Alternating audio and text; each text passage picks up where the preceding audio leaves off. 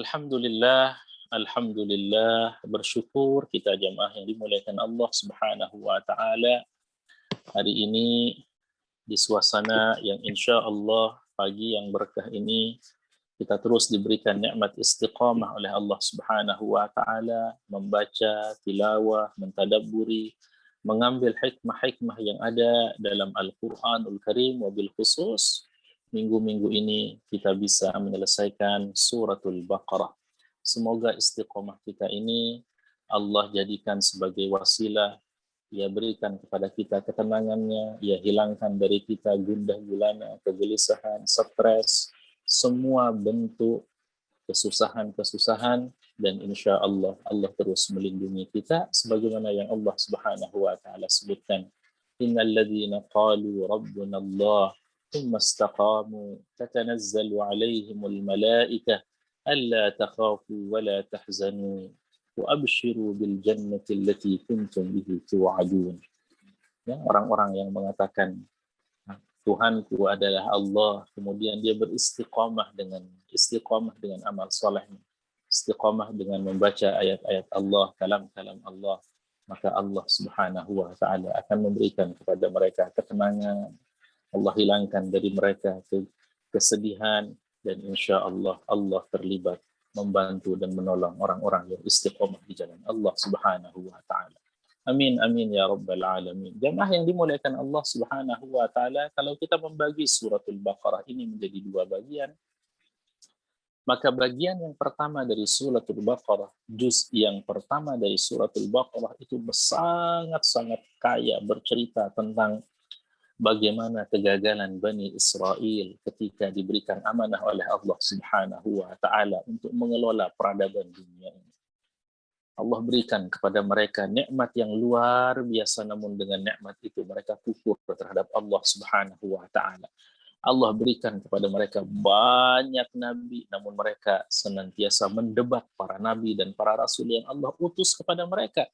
Bahkan tidak hanya itu saja, fariqan kadzabtum wa fariqan taqtulun. Ya, tidak segan-segan mereka membunuh para nabi dan rasul yang diutus kepada Bani Israel.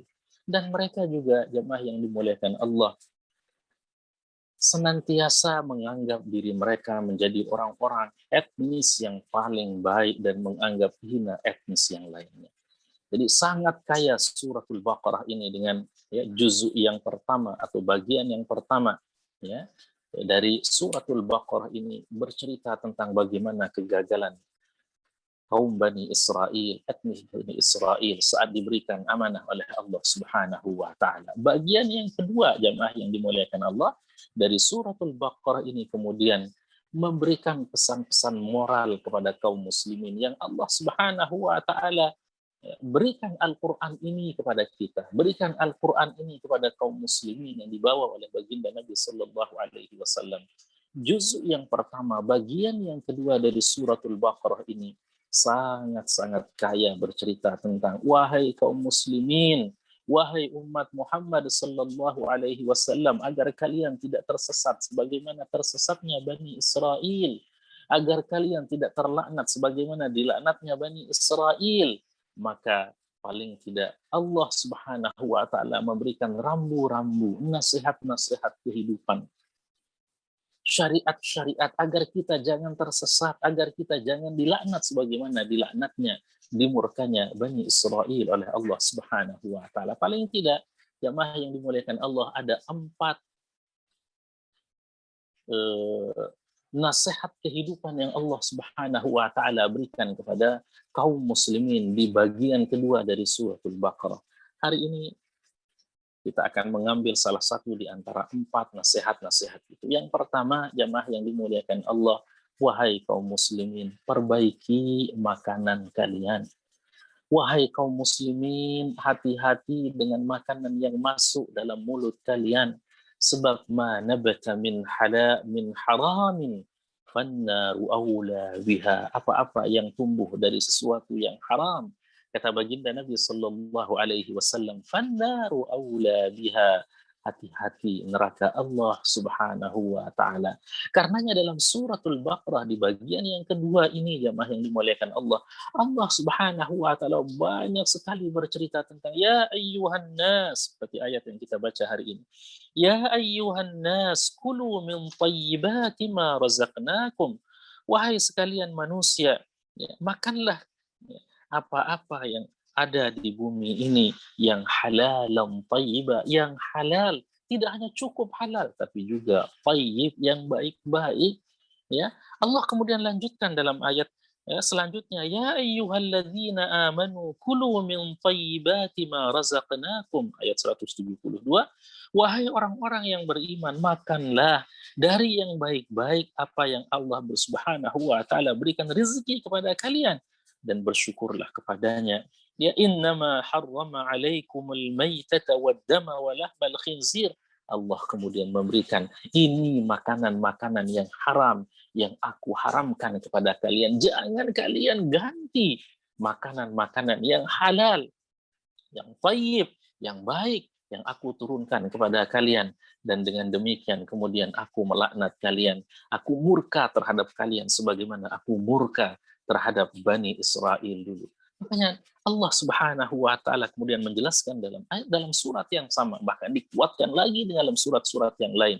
Yas'alunaka 'anil khamri innamal khamru wal maisir wal ansabu wal azlamu rijsum min 'amali syaitan fajtanibu. Khamar, ya, makanan khamar, minuman yang mengandung alkohol di dalamnya, ya, itu akan merusak akal kalian, merusak pikiran kalian. Karenanya Allah Subhanahu wa taala haramkan, fajtanibu, jauhi. Jadi jamaah yang dimuliakan Allah Subhanahu wa taala, inilah nasihat kehidupan pertama yang Allah Subhanahu wa taala ingin tanamkan kepada umat Muhammad sallallahu alaihi wasallam. Perbaiki makanan, jangan sekali-kali makan makanan yang buruk, makanan yang diharamkan oleh Allah Subhanahu wa taala. Sebab kalau kita makan makanan yang buruk, makanan yang diharamkan oleh Allah Subhanahu wa taala, jamaah yang dimuliakan Allah, satu, Allah buat badan kita menjadi badan yang rusak, badan yang busuk, badan yang haram. Makanya Nabi Shallallahu Alaihi Wasallam menyebutkan, siapa orang yang minum minuman khamar, ya, yang di dalamnya ada alkohol, la tuqbalu anhu arba'ina salat, Allah tidak terima darinya 40 hari 40 malam salatnya. Makanya ketika Allah Subhanahu wa taala menurunkan ayatnya, ya ayyuhalladzina amanu kulu min thayyibat, wahai orang-orang yang beriman, makanlah dari makanan-makanan yang baik. Sa'ad bin Abi Waqqas bertanya kepada baginda Nabi sallallahu alaihi wasallam, ya Rasulullah, aku ingin doaku diistijabah oleh Allah Subhanahu wa taala. Doa-doaku dikabulkan oleh Allah Subhanahu wa taala. Jawaban Nabi sallallahu alaihi wasallam, ya Sa'ad, wahai Sa'ad, ya, atib mat'amaka tustajab da'awatuk. Perbaiki makananmu wahai Sa'ad. Bagusi makananmu wahai Sa'ad. Makan makanan yang baik wahai Sa'ad. Tustajab da'awatuk. Maka doa-doamu akan dikabulkan oleh Allah Subhanahu wa ta'ala. Karenanya jemaah yang dimuliakan Allah Subhanahu wa taala, makanan yang halal, ya, adalah salah satu cara Allah Subhanahu wa taala mengabulkan doa-doa kita. Dalam hadis riwayat Ahmad, Allah Subhanahu wa taala, baginda Nabi sallallahu alaihi wasallam bersabda, siapa orang yang makan kemudian dia berdoa, alhamdulillahilladzi at'amani min ghairi ta'abin minni wala haulin minni. Siapa orang yang, ya, makan kemudian dia berdoa dengan doa ini, kata Nabi sallallahu alaihi wasallam, ghafarallahu khatayahu, Allah ampuni dosa-dosanya. Sebagai salah satu bukti jamaah yang dimuliakan Allah, beginilah nasihat kehidupan untuk kaum muslimin jika ingin diangkat derajatnya oleh Allah Subhanahu wa taala. Rumah tangga kita akan diangkat derajatnya oleh Allah Subhanahu wa taala. Anak-anak kita, keluarga kita akan diangkat derajatnya oleh Allah Subhanahu wa taala saat kita mampu menjaga makanan kita, makanannya makanan yang diridhai oleh Allah Subhanahu wa taala. Ada banyak yang Allah halalkan, ada banyak yang Allah tayyibkan dari makanan-makanan kita. Karenanya jangan pernah menggantinya dengan makanan-makanan yang haram, makanan-makanan yang merusak akal kita, merusak badan kita, merusak perut kita, ya. Dan akhirnya Allah kemudian melaknat kita sebagaimana Bani Israel yang dilaknat karena Allah sudah turunkan makanan yang baik tapi mereka menggantinya dengan makanan yang buruk yang diharamkan oleh Allah Subhanahu wa taala. Jemaah yang dimuliakan Allah, semoga kita, keluarga kita, rumah tangga kita, anak-anak kita senantiasa diberi petunjuk oleh Allah Subhanahu wa taala untuk bisa mengkonsumsi makanan-makanan yang halal, yang tayyib, yang barakah, diberikan rizki yang halal, rizki yang barakah, sehingga insya Allah Allah memuliakan kita dan memberkahi kita.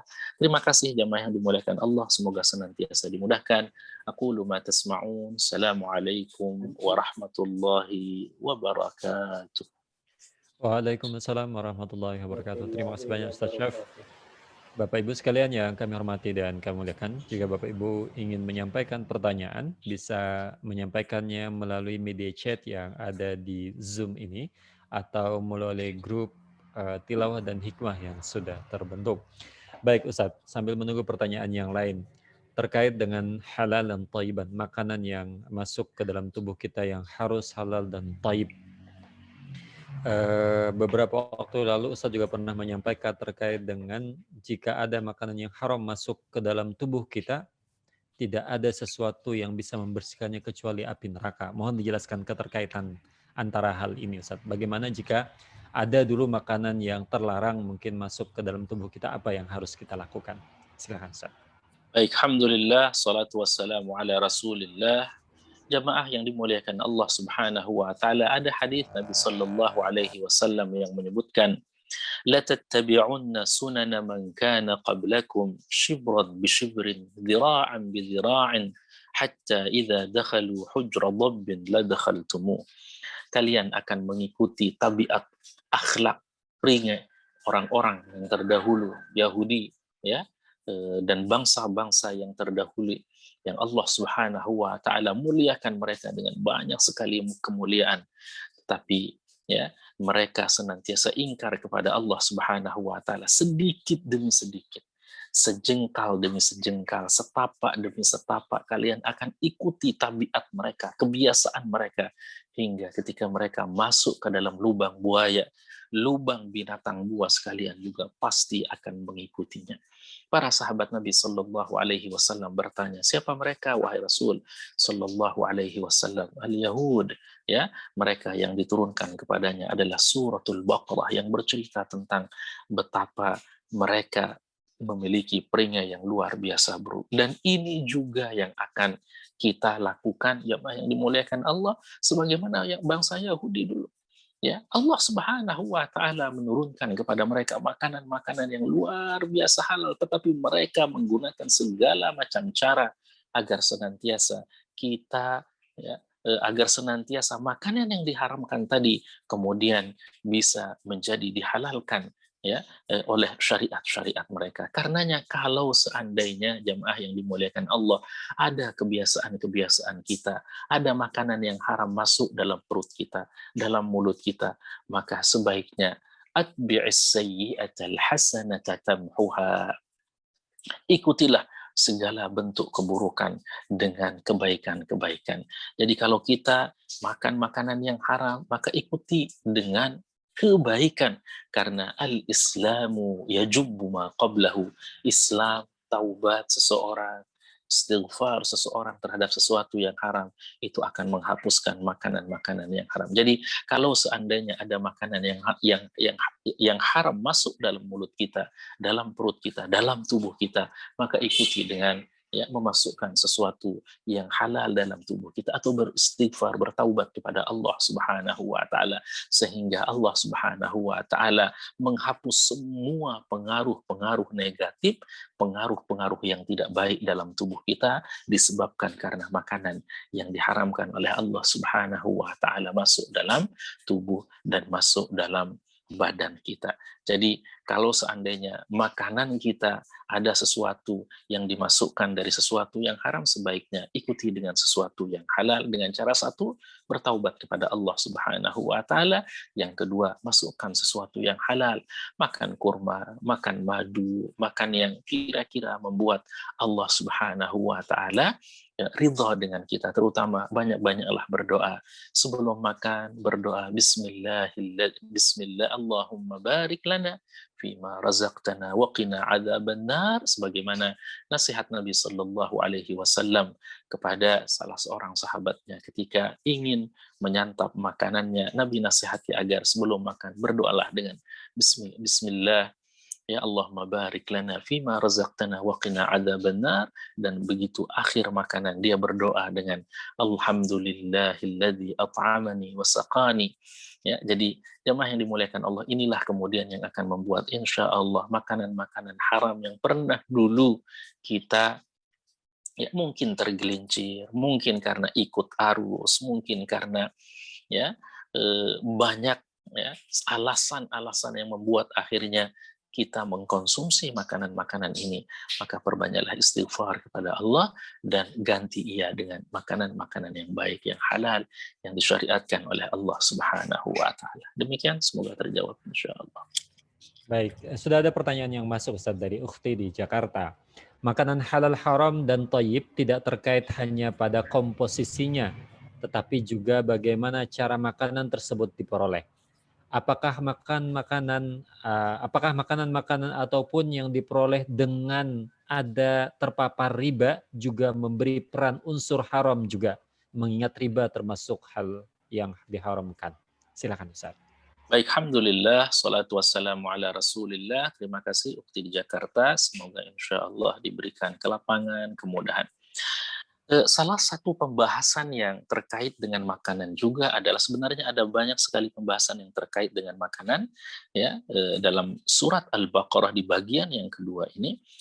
Bagian yang pertama tadi memang Pak Ustadz sebut tentang halalan thayyib, zat makanannya yang harus benar-benar ya thayyib, baik ya. Tetapi ada juga ya makanan yang diharamkan oleh Allah Subhanahu wa taala dengan cara-cara yang tidak benar. Karenanya dalam suratul Baqarah Allah banyak sekali bercerita tentang riba.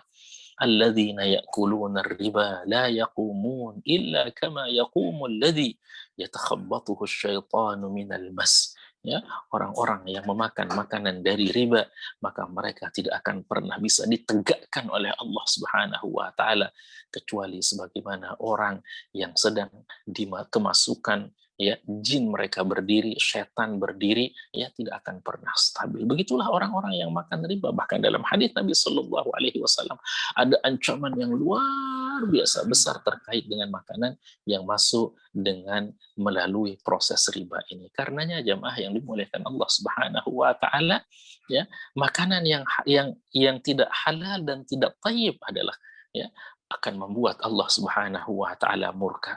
Ya. Kemudian yang kedua, ada juga ya ayyuhalladzina amanu, wahai orang-orang yang beriman, ya. Jangan sekali-kali ya memakan makanan kalian di antara kalian dengan kezaliman, ya, dengan kebatilan, ya. Jadi mencari rizki dengan cara yang haram, dengan cara yang zalim, dengan cara yang tidak baik, dengan cara yang tidak sesuai dengan syariat Allah, menipu, ya, itu juga adalah bagian dari cara ya Allah Subhanahu wa taala memurkai kita manakala kita ya mengkonsumsi makanan-makanan yang diharamkan oleh Allah Subhanahu wa taala tadi. Jadi ya, makanya jemaah yang dimuliakan Allah, lan tazula qadama 'abdin hatta yus'ala an arba'. Nanti di hari akhirat ya kaki kita nggak akan pernah digeser oleh Allah Subhanahu wa taala sampai ditanya tentang 4 hal. Yang pertama itu adalah an malihi, tentang hartanya, min aina iktasabahu, dari mana ia peroleh, wa fima anfaqahu, dan kemana ia infakkan, ia belanjakan. Jadi pertanyaan tentang harta ini jemaah yang dimuliakan Allah ya bukan berarti kemudian Allah Subhanahu wa taala menyuruh menyuruh kita menjadi orang fakir dan menjadi orang miskin, menjadi orang-orang yang tidak memiliki harta, tetapi ini lebih pada berhati-hatilah dalam mencari harta, berhati-hatilah dalam mencari rizki, berhati-hatilah dalam mencari sesuatu yang masuk dalam badan kita, tubuh kita, karena ini yang membuat jangan-jangan Allah Subhanahu wa taala mengakhirkan doa-doa kesembuhan kita, mengakhirkan doa-doa kemudahan kita, mengakhirkan doa-doa kebaikan kita gara-gara ada sesuatu yang haram yang masuk dalam tubuh kita yang membuat Allah Subhanahu wa taala mengakhirkan, ya, tidak mengijabah doa-doa. Makanya di padang Arafah dulu ada orang yang datang asy'atha aghbar, ya, rambutnya kusut, pakaiannya juga lusuh, ya, mengatakan ya Rab, ya, berdoa dengan begitu sangat khusyuk, ya Rab, ya Rab, ya, wa mat'amuhu haram, makanannya haram, malbasuhu haram, pakaiannya juga haram, mat'amuhu haram, makanannya juga haram. Anna yustajab, bagaimana Allah Subhanahu wa taala akan mengijabah doa-doa. Karenanya jamaah yang dimuliakan Allah, ya, jika ada sesuatu yang diharamkan oleh Allah Subhanahu wa taala masuk dalam tubuh kita, maka perbanyaklah taubat, minta kepada Allah, Allahumma aghnini bihalalika an haramik. Ya Allah, cukupkan kami dengan yang halal ya Allah daripada yang haram ya Allah. Karena haram, ya, akan membuat Allah Subhanahu wa taala murka kepada kita sebagaimana Bani Israel, ya, dalam juz pertama surat Al-Baqarah ini, jamaah yang dimuliakan Allah, begitu sangat banyak bercerita tentang tabiat-tabiat mereka. Insya Allah semoga bisa terjawab. Ya, baik. Mudah-mudahan terjawab. Sekarang sudah pukul 6, 1 menit, tapi ada lanjutan sedikit nih dari pertanyaan Pak Wastim yang mungkin ada erat kaitannya, Ustaz. Mohon pencerahannya, jika kita memberikan makanan yang tidak halal buat keluarga, apa efek dari makanan tersebut untuk keluarga itu? Silakan, Ustaz. Alhamdulillah, terima kasih Pak Haji Wastim, sehat selalu dengan keluarga. Bu Hajah juga sehat, anak-anak juga sehat insya Allah. Yang pertama adalah makanan yang tidak halal yang masuk dalam tubuh kita, kemudian dikonsumsi oleh keluarga kita, ya, salah satunya adalah Allah Subhanahu wa taala akan murka terhadap, ya, terhadap orang-orang yang memasukkan rezeki yang tidak halal dalam tubuh mereka. Yang kedua, doa-doanya tidak akan diijabah oleh Allah Subhanahu wa taala. Sulit untuk diijabah doa-doanya saat ada banyak makanan yang halal, yang makanan yang haram yang masuk dalam tubuh manusia, dalam tubuh seseorang. Makanya tadi hadis yang Pak Ustadz sampaikan, khamar yang dikonsumsi oleh seseorang, Allah tidak menerima salat seseorang. Arba'ina salat, 40 hari, 40 malam salatnya nggak diterima oleh Allah Subhanahu wa taala. Kenapa? Karena mengkonsumsi sesuatu yang membuat badannya busuk, mengkonsumsi makanan yang membuat badannya rusak, membuat pikirannya rusak, membuat hatinya rusak, ya, membuat hatinya tertutup karena makanan-makanan yang dikonsumsinya adalah makanan yang tidak baik. Ada, sekali lagi, ada banyak, ya, makanan yang makanan yang haram sedikit, yang haram, yang halal itu luar biasa banyak. Ya, yang di udara hampir semuanya halal kecuali hanya yang bertaring, ya, atau yang bercakar, sisanya halal. Yang di laut semua halal kecuali hanya ada 2 yang di laut yang diharamkan, manusia laut dan babi laut, sisanya halal semua. Yang di darat semua halal kecuali hanya 7 atau 8 yang diharamkan oleh Allah, sisanya halal semuanya, ya. Jadi jangan sekali-kali kita mengganti sesuatu yang dihalalkan oleh Allah. Banyak halal, tapi kita senantiasa mencari juga yang diharamkan oleh Allah Subhanahu wa taala. Terima kasih, semoga bisa terjawab Pak Haji Wastim. Baik, Ustaz. Terima kasih banyak Bapak Ibu sekalian yang dirahmati Allah. Mudah-mudahan pertanyaan-pertanyaan yang disampaikan ini mewakili dari keinginan tahuan kita terhadap hal-hal yang diharamkan dan dihalalkan, baik karena zatnya maupun tadi cara mendapatkan dan mengkonsumsinya. Baik, Bapak Ibu sekalian yang kami hormati, sekarang sudah pukul 6.4 menit. Terima kasih banyak Bapak Ibu sekalian.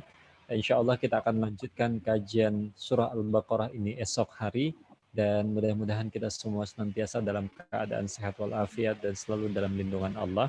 Jika ada pertanyaan silahkan bisa dikirimkan melalui chat di Zoom ini atau di grup kita, nanti insya Allah akan kita bahas. Dan sekali lagi kami informasikan bahwa grup kita terbuka untuk umum. Jadi kalau menurut Bapak Ibu ada rekan kita, kerabat kita yang lain yang ingin mengikuti, silahkan di-share. Mudah-mudahan itu menjadi amal kebaikan berantai bagi kita semua. Terima kasih banyak. Insya Allah kita ketemu esok hari. Dan Allah yakum ajma'in. Wassalamualaikum warahmatullahi wabarakatuh.